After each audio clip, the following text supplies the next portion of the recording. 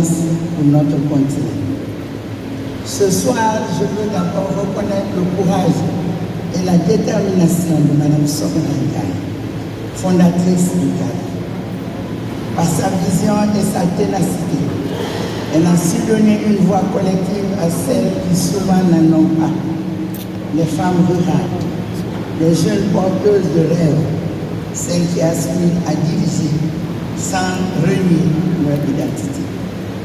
Le CAD est le fruit de cette conviction qu'un leadership éclairé, inclusif et solidaire peut transformer le destin des nations africaines.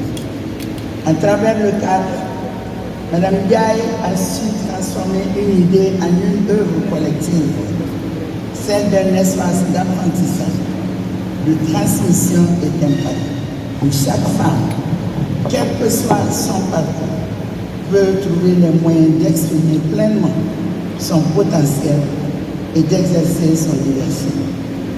Il s'agit de valoriser celles qui agissent dans l'ombre, celles qui réparent les brèches sociales, celles qui osent prendre des responsabilités là où beaucoup doutent.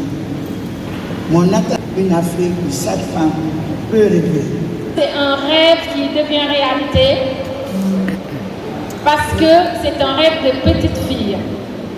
J'ai estimé dans ma vie que j'ai eu beaucoup de chance d'avoir eu des parents, un papa frustré de ne pas avoir fait l'école a décidé, malgré tout, contre tous, d'envoyer sa fille à l'école. Et c'est là qu'a commencé la chance de ma vie. J'ai rencontré des personnes extraordinaires à travers ma petite existence. En partant de Guédiawaye à Tambacounda, à Dakar, à Montpellier en France et puis à Paris, mais aussi en faisant le tour de l'Afrique, au Bénin, en Guinée. La Guinée est dans la salle ce soir. Merci beaucoup de la mobilisation. Merci à Ramatoulaye Camara d'avoir embarqué la Guinée entière avec ses personnalités à Dakar. C'est un honneur de vous recevoir. Alors, j'avais besoin, les ambassadrices ont parlé pour moi par leur présence sur terre, sur cette scène, ainsi que leur discours inspirant. Je veux parler de toutes ces femmes qui ont représenté les autres. Et vous avez pu remarquer, elles sont plus de 50 personnes, 50 femmes avec des parcours extraordinairement inspirants. Mais elles ne se bousculent pas pour prendre la parole. Parce qu'on s'est promis tous de ne pas vous ennuyer dans la soirée.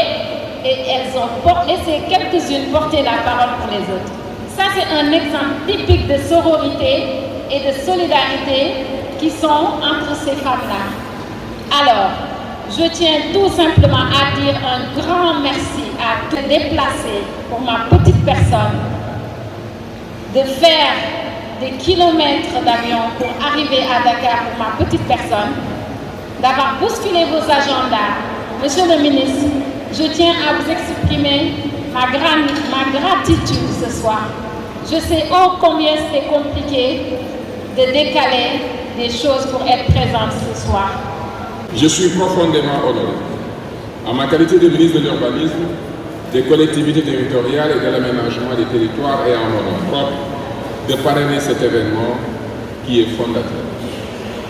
Car, mesdames, messieurs, comme l'a si bien exprimé l'écrivaine Christiane Taubira, vous les femmes, vous êtes la moitié du ciel et même un peu plus.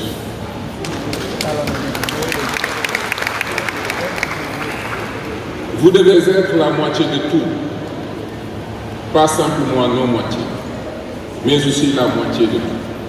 Et surtout, au moins la moitié partout, et où on prenne des décisions. Le monde qui vient devra s'habituer partout à la présence des femmes. C'est dans cette ambition de la moitié de tout qui nous guide que le CALF Centre africain de leadership au féminin, qui n'est pas une option, mais qui est une nécessité impérieuse. Une réponse stratégique à un constat sans appel. Le continent ne peut se priver du génie, de la compétence, de la vision de la moitié de sa population. Mesdames, Messieurs, je parle en tant que ministre des collectivités territoriales et je vous le dis avec conviction. Un territoire qui n'investit pas dans le leadership de ses femmes est un territoire qui se prive de la moitié de son intelligence, de la moitié de son énergie et de la moitié de son avenir. Nos villes, nos communes, nos départements ont soif de cette intelligence. Ils ont besoin de cette approche inclusive, pragmatique et résiliente que les femmes leaders apportent naturellement dans la gestion de la cité, dans le développement économique local et dans la cohésion sociale. Le Centre africain de leadership au féminin arrive à point nommé. Sa mission, autonomiser les femmes par les compétences et le leadership pour transformer durablement les territoires africains, est en parfaite symbiose avec les priorités de mon département et les orientations de l'agenda national de transformation. Comment pouvons-nous envisager un aménagement des territoires équitable sans la participation active des femmes? Comment pouvons-nous construire des collectivités territoriales fortes et inclusives si nous formons et que nous n'accompagnons pas les femmes cœur battant de nos territoires?